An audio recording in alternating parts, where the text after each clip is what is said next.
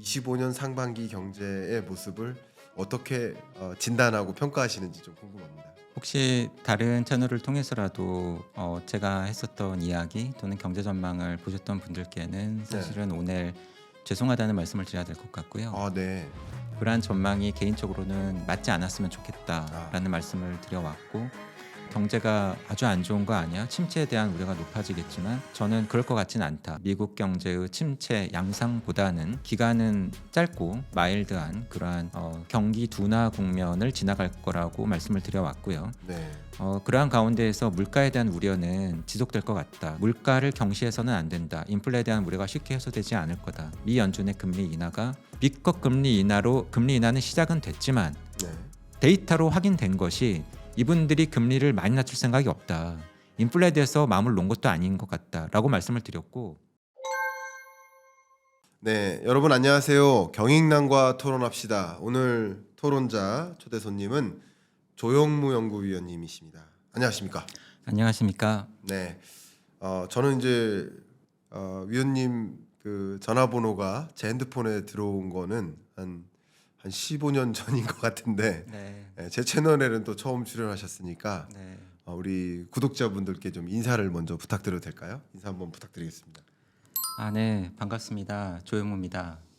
LG에서 경제 전망을 맡고 있습니다. 김광석 박사님과는 말씀 주신 대로 꽤 예전부터 알게 되었는데요. 근데 사실은 박사님께서 이 채널에 출연 요청을 예. 꽤 예전부터 여러 번 주셨는데 제가 번번이 약속을 못 지키다가 오늘에서야 약속을 지키게 돼서 개인적으로 굉장히 기쁘게 생각하면서 오늘 출연을 하고 있습니다. 여러분 오늘 도움되는 말씀 드릴 수 있도록 노력하겠습니다. 감사합니다. 와주셔서 감사합니다. 한때 이제 뭐 10여 년 전이라고 생각해 본다면 이제 그때는 이제 삼성경제연구소, 또 LG경제연구원, 그리고 현대경제연구원 이 세 개의 경제연구기관이 어쩌면 정부의 어떤 견제장치로서의 역할도 좀 충실히 잘 해왔었다라고 평가가 저는 개인적으로 내려지거든요.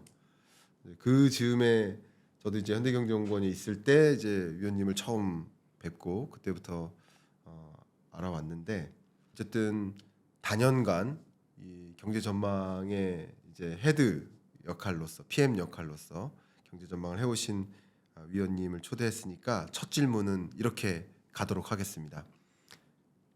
2025년 상반기를 이렇게 지나오시면서 우리 경제를 뭐 그 전해도 계속 경제를 지켜보셨겠지만 유독 25년 상반기 경제의 모습을 어떻게 진단하고 평가하시는지 좀 궁금합니다.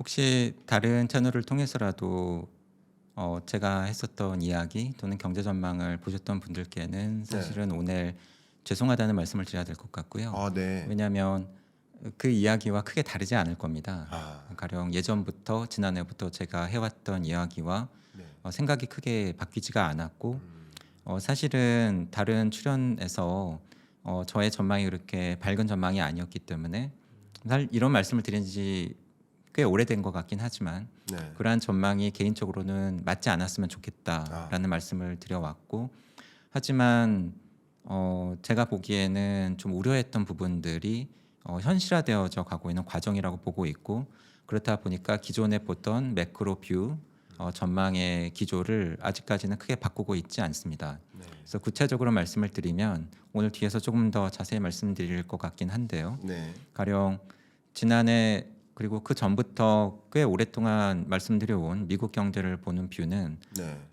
지난해 정도까지는 미국 경제 지표가 꽤 좋게 나올 것 같다. 네. 하지만 해가 바뀌면 갑자기 미국 경제가 안 좋아진 듯이 느껴질 거고, 경제가 아주 안 좋은 거 아니야? 침체에 대한 우려가 높아지겠지만 저는 그럴 것 같진 않다. 그래서 과거 저희가 기억하는 미국 경제의 침체 양상보다는 네. 기간은 짧고, 그래서 올해 상반기를 중심으로 또는 길면은 올해 정도 이어지는, 그리고 강도는 과거의 경기 침체 대비 상대적으로 깊거나 강하지 않은 마일드한 그러한 경기 둔화 국면을 지나갈 거라고 말씀을 드려왔고요. 네. 그러한 가운데에서 물가에 대한 우려는 지속될 것 같다. 그래서 지난 몇 년 동안 가장 중요한 경제 변수가 뭐냐라고 하는 질문을 받으면 계속해서 물가다라고 말씀을 드려왔지만 네. 지난해 계속해서 여전히 그렇게 보고 있다. 물가를 경시해서는 안 된다. 인플레에 대한 우려가 쉽게 해소되지 않을 거다. 그렇다 보니 많은 분들께서 기다리셨던 미 연준의 금리 인하가 지난해 가을에 시작이 되었지만 그때부터 미 연준의 금리 인하 이후의 페이스는 많은 분들이 기대하시는 것보다는 느리고 속도가 빠르지 않고 금리가 많이 안 떨어질 것 같다라는 말씀을 드려왔습니다. 지금도 그렇게 보고 있고요. 사실은 앞서 말씀드린 것처럼 이러한 것들이 확인되어져 가고 있는 과정이라고 보고 있고 미국은 그렇고요. 그리고 한국은 상당히 좀 걱정을 많이 했었고 그래서 그러한 걱정이 자칫 너무 이런 불안감 또는 심리적인 위축을 불러올 수도 있고 또 지난해 연말에는 정치적으로 계엄과 탄핵 국면도 있었고 했기 때문에 사실은 이례적으로 저희가 매년 발간하던 대유형 공식 경제 전망 보고서를 지난해 발표하지 않았고요. 그래서 발표하지 않겠다라고 말씀을 드렸고 그러한 가운데서도 드렸던 말씀은 당시 가장 지난해 마지막 경제 전망이었던 한국은행의 11월 경제 전망에서 한국은행이 올해 25년 한국 경제 성장률을 1.9%라고 전망을 했지만 그 전망의 가정과 전제가 되는 여러 가지 상황들에 대한 이러한 가정과 전제가 다소 좀 낙관적으로 보인다. 그렇다 보니 1.9라고 하는 수치가 좀 너무 높아 보이고 이것보다 상당히 낮아질 가능성이 있고 상황에 따라서는 한국 경제 성장률이 큰 폭으로 떨어지는 한마디로 하단을 열어둬야 되는 상황 같다라고 하는 말씀을 드렸고 네. 사실은 지금도 그렇게 보고 있습니다. 네. 구체적으로는 한국의 경기 흐름은 이미 꽤 오래 전부터 수출은 둔화되는 추세였고 결국 25년 한국 경제가 어느 만큼 버틸 수 있는가는 지난해 이미 느리고 미약한 회복세를 보였던 내수 소비가 어느 만큼 살아나 주느냐였는데 그것이 쉽지 않아 보인다라고 하는 말씀을 드려왔고 지금 가장 최근 기준으로 1분기 한국 경제 성장률이 발표가 되었고 전분기 대비 마이너스 0.2% 성장률이 나왔지만 개인적으로는 제 예상보다 조금 더 안 좋게 나온 것 같긴 하지만 제 예상과 그렇게 크게 다른 흐름은 아니다라고 보고 있습니다. 말씀 정말 감사합니다. 지금 이제 큰 틀에서 미국 경제와 또 한국 경제의 거시 경제 전망 그리고 물가에 대한 코멘트 거기에 나아가서 이제 금리 통화 정책 결정 기조에 이르러서까지 이제 말씀을 주신 것 같습니다. 어찌 보면 이제 큰 틀에서 이제 전망을 말씀해 주셨으니까 이제 하나하나 좀 이야기를 딥하게 들어가면 도움이 될 것 같다 이 생각입니다. 그러면 제가 이 질문을 먼저 드리겠습니다. 미국의 물가, 그러니까 인플레이션 우려는 해소되지 않았다. 그러니까 이미 22년 중반부터 발생했었던 이 초인플레이션에 따른 현상, 그 현상이 아직 해결되지 않았기 때문에 인플레이션의 우려 구간이 남아 있는 한 금리 인하가 예상했던 거 이상으로 빨리 전개되기 어렵겠다라고 이렇게 진단을 해주셨습니다. 그러면 이렇게 한번 되질문을 드려보도록 하겠습니다. 소위 이 달러 인덱스를 측정하는 나머지 이제 6대 기축통화국들, 이제 유로존 같은 경우도 유로존의 유로화 금리를 대대적으로 인하를 해왔고, 영국도 역시 영국 영란은행도 기준금리를 대대적으로 인하해왔고, 캐나다 같은 경우도 상당히 강한 속도로 금리를 인하해왔고, 또 스웨덴, 스위스 같은 경우는 뭐 0.25%까지 금리를 끌어내렸으니까 생각보다 나머지 미국을 제외한 주로 유로피언 선진국들이나 캐나다나 이런 주요국들은 굉장히 적극적으로 금리 인하를 하는 반면 미국은 25년 들어서 금리 인하를 추가적으로 못하는 그런 상황에 놓인 것은 역시 관세와 관세 정책에 따른 영향에 대한 우려, 가 아닌가라고 지금 한번 말씀 속에 느껴졌거든요. 혹시 이런 관점에서 미국의 이런 통화 정책 기조에 특히 이제 작년 말에 했었던 이 빅컷과 추가 금리 인하를 단행했었던 그 금리 인하 속도랑 달리 올해 들어 이제 속도가 많이 주춤해진 이 현상에 관세에 따른 불확실성, 또 관세가 미국의 물가와 경기에 미칠 영향에 대한 불확실성, 이 두 가지 불확실성이 금리 정책에 좀 변화를 준 것인가라고 의문을 많이 가질 수 있을 것 같은데 어떻게 보십니까?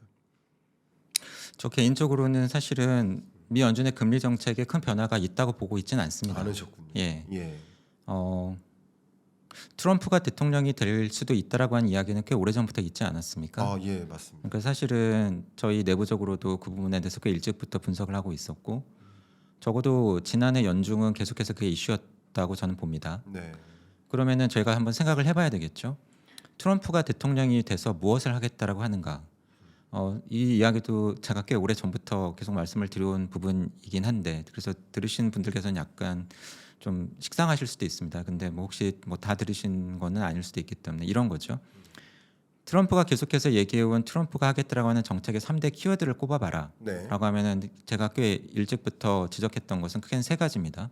첫 번째는 관세 전쟁의 관세, 네. 두 번째는 세금을 깎아주는 감세, 그리고 노동시장에서 불법 입국자를 차단하거나 또는 불법 입국자를 아예 쫓아내는 그러한 인구 노동시장 측면에서의 변화죠. 네. 근데 공교롭게도 이 세 가지 정책의 키워드가 네. 모두 다 한 방향을 가리킵니다.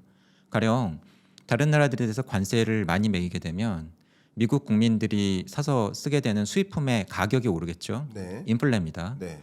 그리고 세금을 많이 깎아준다. 그럼 세금을 덜 낸 가게는 소비를 늘릴 여력이 생기고 세금을 덜 낸 기업은 투자를 늘릴 여력이 생기겠죠. 네. 그럼 소비와 투자 쪽에서 총수요가 늘면서 역시 인플레 압력이 높아질 수 있습니다. 네. 역시 인플레입니다. 네. 그리고 마지막으로 코로나를 거치면서 미국의 노동시장이 상당히 괜찮았죠. 근데 그것은 직전 트럼프 1기 재임 시기에 비해서 바이든 재임 시기에 공식적인 통계는 역시 명확하게 확인되지는 않지만 여러 가지 소스를 보면은 외국으로부터 들어온 불법 입국자가 한 4배 정도 늘었다라고 파악이 되고 있습니다. 네. 그러면 결국은 그러한 사람들이 들어와서 물가 급등을 거치면서 물가 압력이 높아졌던 미국의 경제, 특히 저임, 서비스, 노동력 시장에서 취업자 수는 늘리면서도 임금을 많이 받지 않으면서 임금이 오르는 것을 억제해주는 역할을 해왔는데 사실 그런 사람들의 유입을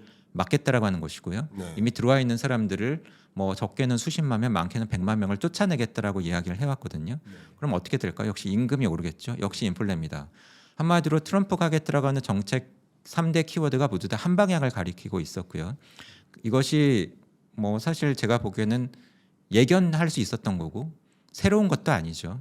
그러면 이러한 미국의 인플레 압력에 대해서 가장 걱정하는 쪽이 어딜까요? 제가 보기에는 미 연준 분들이실 것 같거든요.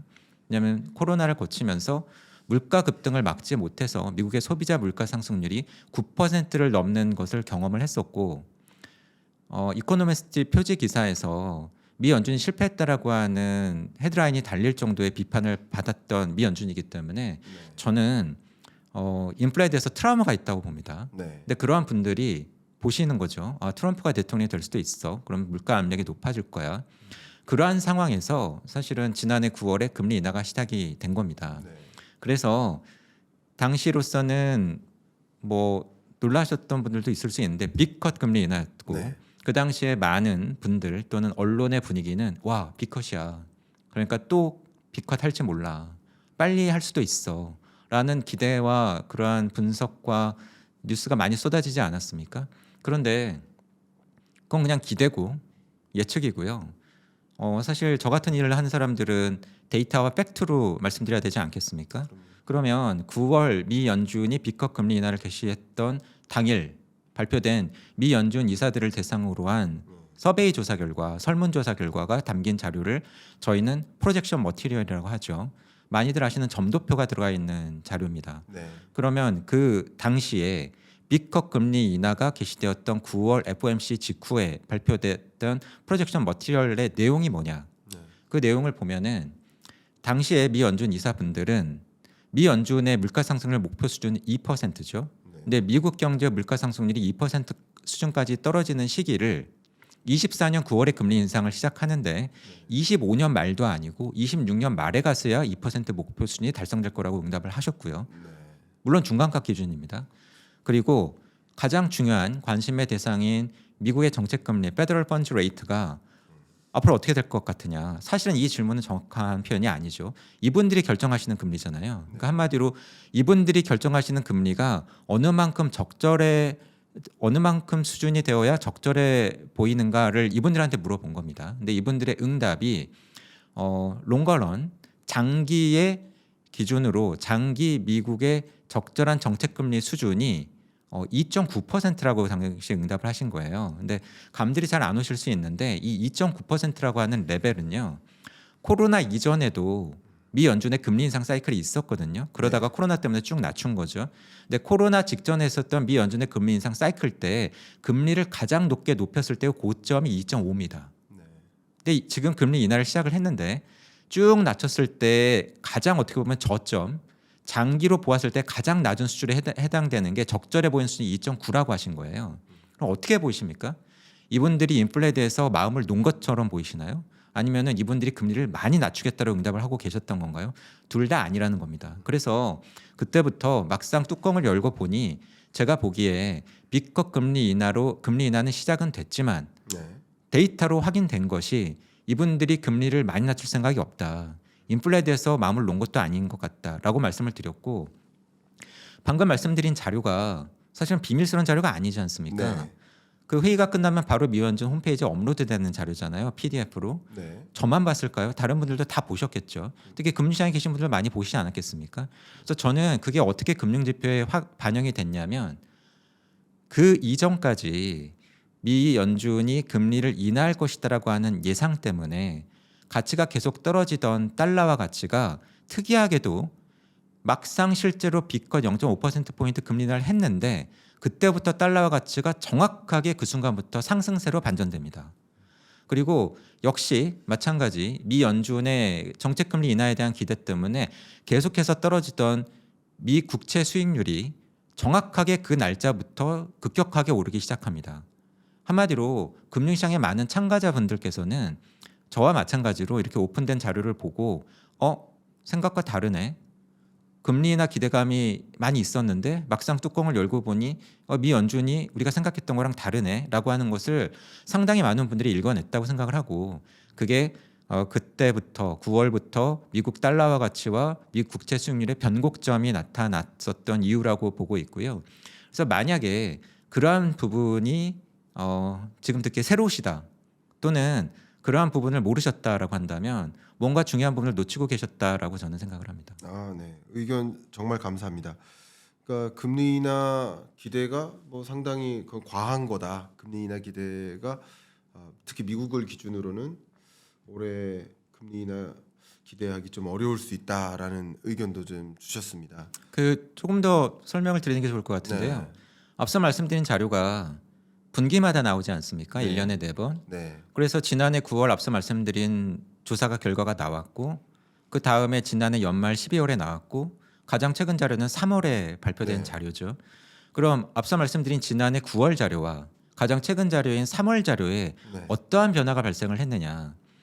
앞서 설명을 드리면서 미 연준이 목표로 하는 물가 상승률 2% 도달 시기가 지난해 9월 조사에서는 26년 말이라고 말씀을 드렸습니다.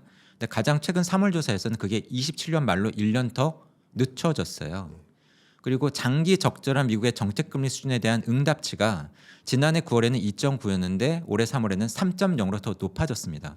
한마디로 6개월 동안 시간이 지나는 사이에 미 연준 이사분들은 한마디로 인플레에 대해서 더 걱정하게 되셨고 미국 정책금리는 더 덜 낮추고 싶어지신 걸로 변화하신 거죠. 그럼 그 이유가 뭐겠느냐? 결국은 9월 때까지만 하더라도 트럼프가 대통령이 될 수도 있어 확률의 얘기였지만 11월 미국 대선을 거치면서 트럼프가 대통령이 된 게 이제 실현이 됐고 확인이 됐으니 그것을 이제 반영하고 계신 거다라고 저는 생각을 합니다. 네, 말씀 정말 감사합니다. 저희 채널에서는 특히 이제 FOMC 회의 결과가 나오자마자 그 그 해당 점도표와 SEP 같은 그런 것들을 저와 함께 이렇게 공유를 하시거든요. 그래서 말씀하신 것들이 더 와닿게 느껴지실 겁니다. 많은 분들이 네. 그런 것들을 이제 관심 있어 하시고 시청하시니까요. 자, 그러면 그동안에 저희 채널에 이렇게 많은 분들이 또 출연도 하셨었지만 제가 이렇게 분석해드리고 또 많은 분들과 이렇게 토론할 때 가끔 이제 댓글로 조영무 위원님도 초대해서 토론을 해주셨으면 좋겠다. 이렇게 해주신 분들이 몇 분 계셨어요. 정말요? 네. 네. 그래서 어쨌든 저희 채널의 이 코너가 경인남과 토론합시다이거든요. 그래서 토론적 의견을 한번 드려봐도 될지, 그러니까 네. 조금 반문스러운 말씀을 좀 드려봐도 될지 한번 여쭤보도록 하겠습니다. 일단 트럼프의 정책 기조 이제 세 가지를 잘 정리해 주신 것 같고, 관세, 감세, 이민 정책, 이게 3대 정책인데 이게 결국 인플레를 가리킨다, 이렇게 정리를 해주셨습니다. 그러면 제가 혹여나 이게 정말 인플레를 야기하는 것인지에 대한 반문적 의견을 한번 드려보도록 하겠습니다. 물론 제가 생각하는 부분도 일부 있고 또 어떤 다른 분들의 여러 견해들도 섞어서 한번 반문을 좀 드려보도록 하겠습니다. 일단 뭐 GDP 기준으로 보면 미국이 세계에서 한 26% 정도, 그리고 나머지 국가들이 이제 74% 정도 되는 거죠. 근데 말씀하신 대로 관세라는 것을 도입하게 될 경우 미국에는 물가 상승 압력으로 작용할 수 있지만 결과적으로 74%에 달하는 나머지 국가들에는 물가 하방 압력으로 작용하지 않겠느냐라는 게 이제 첫 번째 고민입니다. 예를 들면 미국에는 과소 공급이 되겠지만 미국으로 공급하지 못한 물건들은 상대적으로 나머지 대세계 국가들은 과잉 공급이 되는 거고, 마치 지금 국제 유가나 에너지 가격이 조정되듯이 과잉 공급에 따른 이슈가 한 가지가 있고, 또 두 번째는 과잉 공급도 있지만 미국에 적극적으로 수출하기 어려워지겠구나, 혹은 불확실성이 고조되는구나 하니까 기업들이 생산량을 줄여요. 미국을 제외한 나머지 국가들에. 그래서 생산이 줄고 총수요가 둔화되는 거죠. 소비 심리나 기업의 투자 심리도 위축되고, 그래서 설비 투자도 위축되지만 생산량도 줄게 되죠. 그게 결과적으로 미국을 제외한 나머지 권역의 경우에는 인플레 압력보다는 디플레 압력으로 영향을 주지 않을까 하는 판단을 현재 하고 있습니다. 그래서 의견을 드린다면 관세에 따른 영향은 일단 미국에는 일시적인 인플레를 자극할 것이겠지만, 근데 중기적으로 생각해 보면 글로벌 물가의 흐름과 미국의 물가의 흐름이 달리 움직이다가 결국 균형점을 찾아갈 텐데, 그래서 그게 전체적으로는 디플레 압력으로 가지 않을까, 경기를 둔화시키는 압력이 되고 디플레 압력이 되지 않을까 하는 생각을 한번 해볼 수 있겠고요. 첫 번째. 두 번째, 토론적 이거는 제가 말씀하셔서 떠오른 사안인데, 감세 정책 같은 경우도 감세를 한다, 그러면 그만큼 소비 지출로 이어질 수 있다, 이런 판단은 분명히 들 수 있지만, 지금 마치 무디스가 미국 경제를 우려하듯이 이 감세 정책을 포함한 재정 적자 상황, 이 상황 때문에 무디스가 경고하듯이 미국 내부적으로도 공화당 내에서도 강경파와 온공파가 대립하고 있지만 좀 재정 적자를 줄이자, 재정 건전성을 좀 챙겨야 된다 하는 여론도 또 강하게 도는 과정이고, 또 베센트 재무부 장관 같은 경우도 그 부분을 더 신경 쓰는 모습, 그러니까 미국 재정 적자가 전체 GDP 대비 3% 이내에서 관리하려는 그런 움직임. 근데 감세 정책까지 해가면서 재정 건전성을 챙겨야 된다라는 굉장히 어려운 숙제를 만났는데, 그렇기 때문에 결국은 미국 입장에서 재정 정책을 확장적으로 하기가 부담스러운 입장이 된다. 그러면 이것도 역시 어쩌면 인플레를 자극하기보다는 디플레를 자극하는 요인으로 작용하지 않을까, 뭐 이런 좀 상충된 생각도 좀 지금 해봤습니다.